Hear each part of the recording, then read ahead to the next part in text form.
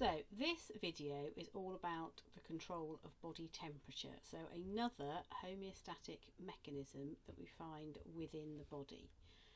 So first of all, this is what the specification says that you need to know. So there's a few words in here that we haven't come across before.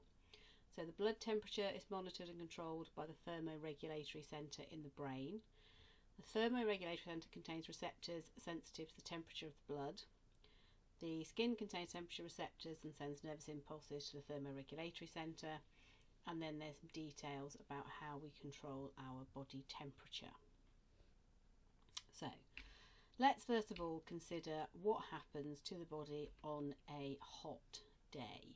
So if it's a hot day and the sun is shining, what you're going to need to do is to try and cool yourselves down. Okay, so the outside temperature will have an effect on your inside temperature, so your body needs to put in mechanisms to try and cool down. Whereas on a cold day, you need to keep your body warm, so you need to put in mechanisms to try and warm the body up.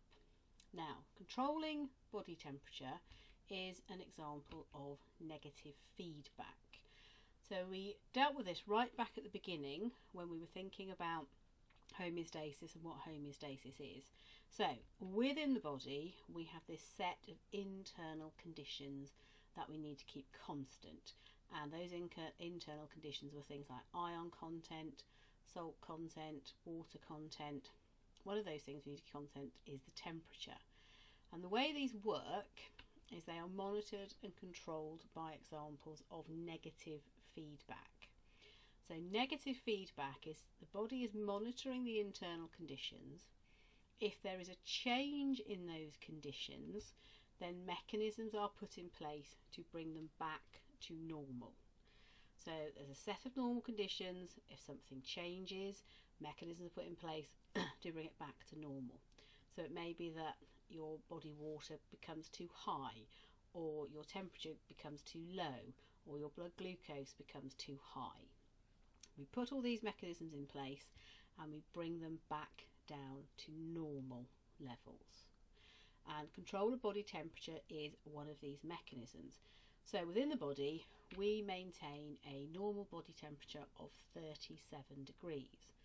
So why do we need to keep this at a constant body temperature of 37 degrees?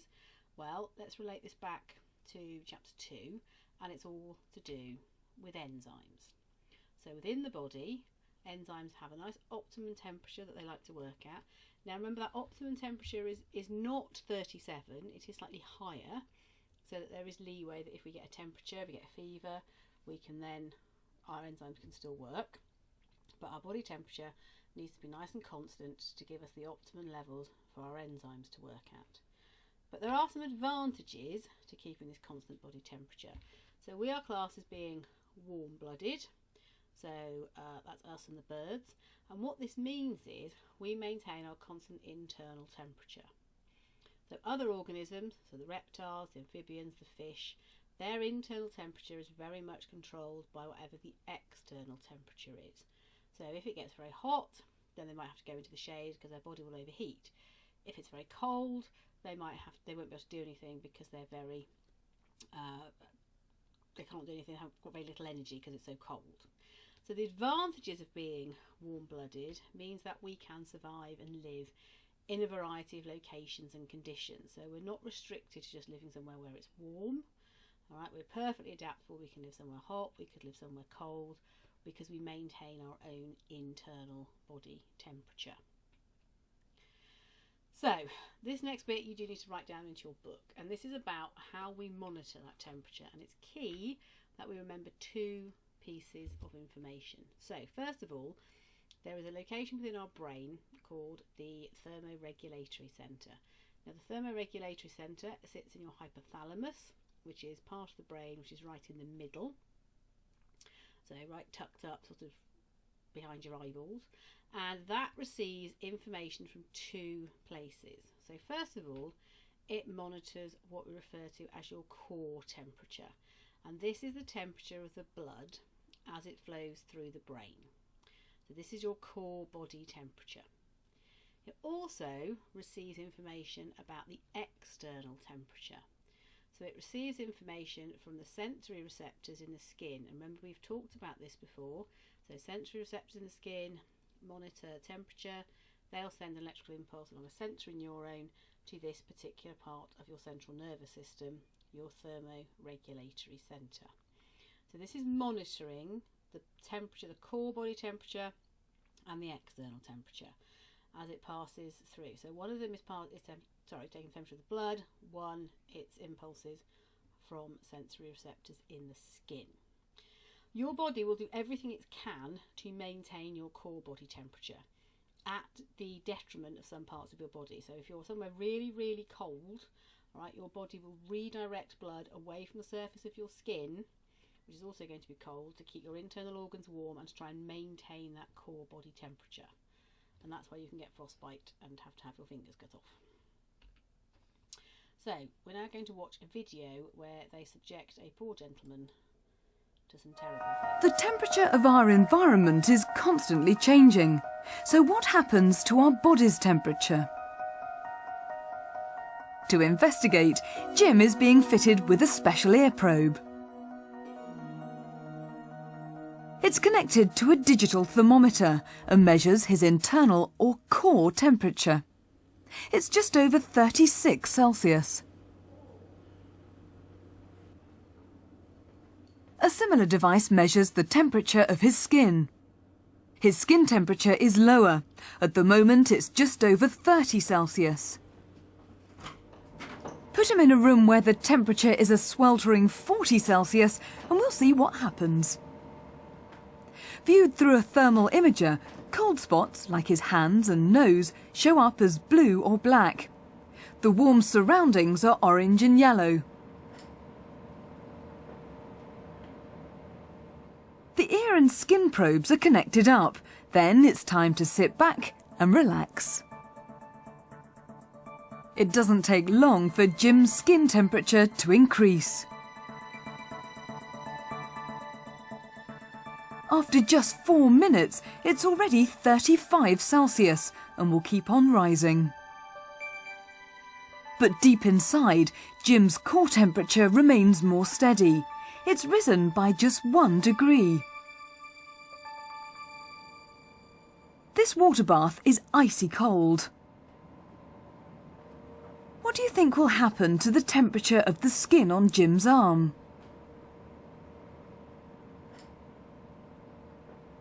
Skin temperature can vary over a wide range, depending on its environment. But your core temperature hardly varies at all. To stay healthy, it should be between 36 and 38 degrees C. This time our subject is sitting in a cold room. It's less than 10 Celsius. A large fan blowing out cold air will cool him down even more.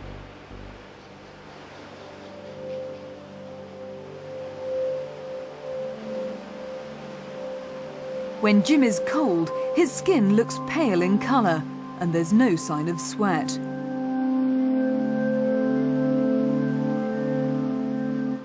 His skin temperature begins to fall, and it isn't long before he begins to shiver.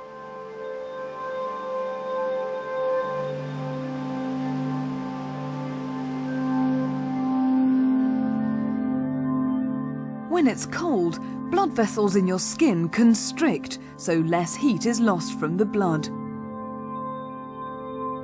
No sweat is produced, but your hair stands on end, giving you goosebumps. Despite the cold, Jim keeps warm inside. His core temperature is still 36 Celsius. How do goosebumps and shivering help keep his core temperature steady? Okay, so then we've stopped torturing Jim. So this summarises basically what happens in the body during both hot and cold conditions. So, our thermoregulatory centre.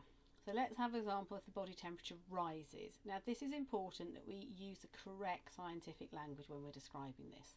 So we produce lots of sweat. Sweat evaporates. When that water evaporates, it takes heat with it because it takes energy to evaporate the water, and that helps cool us down. Now this is really important, and there's some work for you to copy down in a minute, but blood vessels supplying the capillaries near the surface of the skin dilate. We should be familiar with dilate now. We get it with the pupil. It means get bigger. You must say this: blood vessels supplying capillaries near the surface of the skin dilate. If you say capillaries dilate, you will not get a mark, because capillaries, if you remember, are just one cell thick. They cannot dilate. But the blood vessels supplying the capillaries can dilate. They get bigger, more blood flows through the surface of your skin. You go red, and then you will lose heat from radiation as that blood passes through. That's what you do when you are hot. When you are cold, what happens is your body temperature will go up. Okay, this time the erector muscles that connect to the hairs, they will contract and they will make your hairs stand up on end. That traps a layer of air, which is a really good insulator and keeps you warm. Now in us, pretty useless in all honesty, but in other mammals, things like cats and dogs, you can see it happening to them when it's cold. We don't sweat because we want to conserve heat, and the blood vessels supplying the capillaries near the surface of the skin even constrict, so less blood flows through the capillaries, and that's why you go very pale, because blood is not flowing through the capillaries, so there's no blood near the surface of the skin. We're not losing heat by radiation, so we end up looking very pale. So you need to write this down into your book. So in hot conditions, sweat is produced, it evaporates from the skin, taking heat with it. The erector muscles relax and the hairs lie flat. Blood vessels supplying the capillaries widen or dilate, more blood flows through them and heat is lost by radiation. Whereas in cold conditions, and again you need to write these down please, no sweat is produced, so no heat is lost. Erector muscles contract, this traps a layer of air for insulation. Blood vessels supplying the capillaries constrict, right, get smaller, so less blood flows through them and heat is not lost by radiation. And your muscles contract, so you shiver. So your muscles contracting and relaxing requires energy that's released from respiration, and another byproduct of respiration is heat. So you can warm yourself up by shivering. Okay.